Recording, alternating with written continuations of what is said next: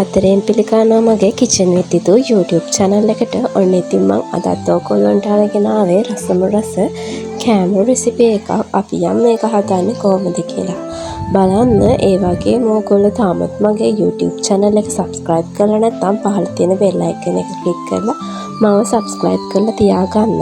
මේක හදන්න අපිට මුලින්ම ඕන වෙන්නේ පාන් පිටි ග්‍රෑම් 450ක් අරන් තියෙනවා. ඊළඟට මම වතුර මිලිලීටර් 250ක් අරගෙන තියෙනවා.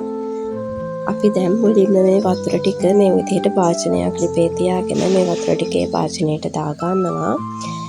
ඊළඟට මේ වතුර ටිකට අපි ලුණු ටිකක් තෙල් ටිකක් එකතු කර ගන්නවා. ඔයාගේ රස අනුව ලුණු එකතු කරගන්න. ඊළඟට මේ වතුර ටික මේ විදිහට රත් වෙගෙන එනකොට ඔයා අරගත්ත පාන් පිටි ටික මේකට එකතු කරලා හොඳින් කවලම් කරගන්න. කැට නැති වෙනකන්.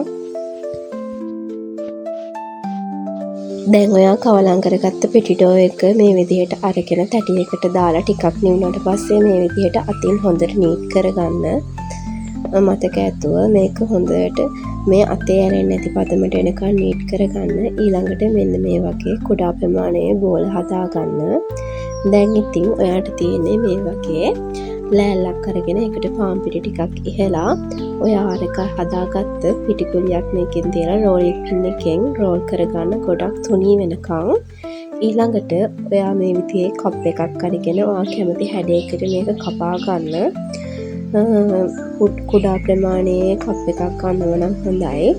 ඊට පස්සේ ඔයා පෑන් එකක් ලිපේ තියාගෙන ඔයා හදාගත්ත රොටි ටික මේ විදිහට දෙපැත්ත දාලා හොඳින් පුච්ච ගන්න.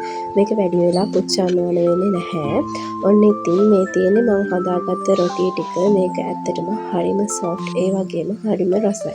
ඕගොල්ලොත් අනිවාර්යෙන්ම හදලා බලන්න. මම නම් මේක කන්න හදාගත්තේ පොල් චට්නි එකක්.